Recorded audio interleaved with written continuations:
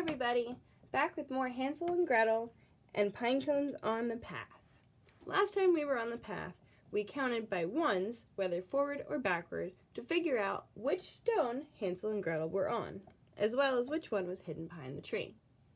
Today, we're going to be using our counting on skills to figure out what number each rock and pine cone is. We're going to have to count by 5s and 10s. So this part says, Hansel and Gretel decided to take care of their problem, a fork in the path, by marking the 5th step between every 2 pebbles with a pine cone. 5th step, pine cone. Here is a section of the path marked with pine cones and pebbles. Use the clues to figure out the number of steps it takes to get to each of the pine cones or pebbles marked with an empty box. So we know that every 5th step between 2 pebbles is a pine cone. So after every pebble, they're going to take 5 steps and put a pine cone. Take 5 more and put a rock.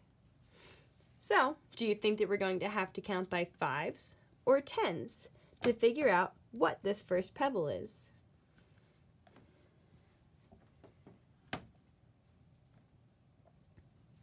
And what number do you think that pebble would be?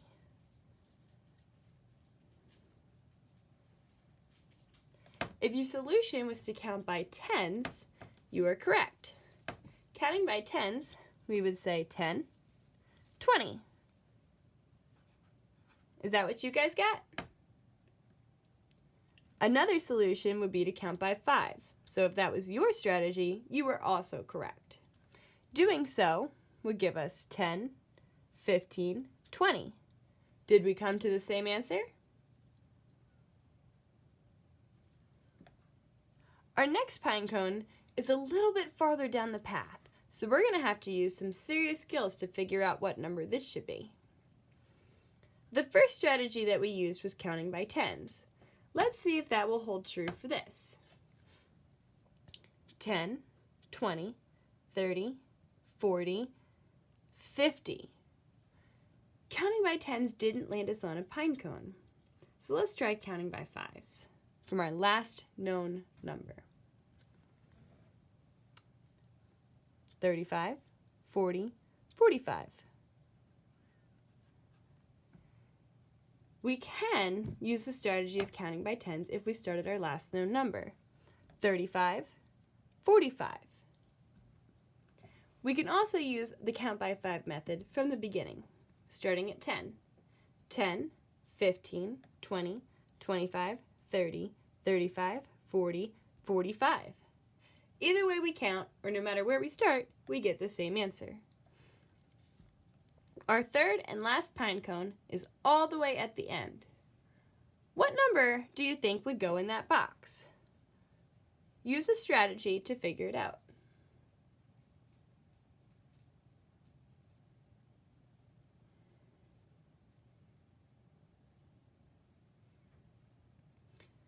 Counting by 10s, we could start at the beginning or at a known number. Which do you guys think would be a better strategy? Starting at 10 or starting at 45? Starting at 45 is the better strategy. So we're going to start there and count by 10s. 45, 55, 65. We can also count by 5s, starting again at 45. 45, 50, 55, 60, 65. If we also want to make sure that we understand that these are the 10s places, we can count by 10s and 5s starting from the first rock. So we'll do that. 10, 20, 30, 40, 50, 60. Can we add another 10? Nope, but can we add another 5? Yep. So 60 plus 5 is 65. You're going to have to use the same strategy on your assignment. So for number 1, part A, it says fill each path section below.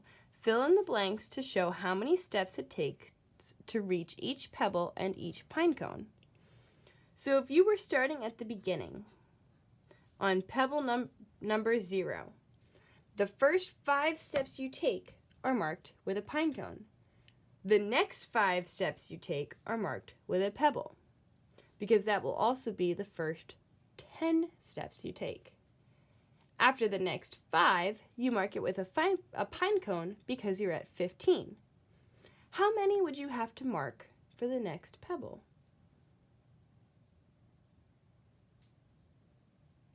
We can either start from 0 and add by 10s, or we can start at the pine cone and add a 5. Starting with 0, we have 0, 10, 20. We also know that 15 plus 5 is 20.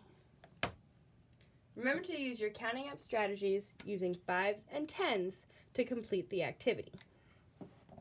This holds true for the bottom section as well. Number 2 says count forward by 5s to fill in the missing numbers. So for A, it says to start with 10. That means that I would go 10. 10 plus 5 is 15. 15 plus 5 is 20. 20 plus 5 is 25. 25 plus 5 is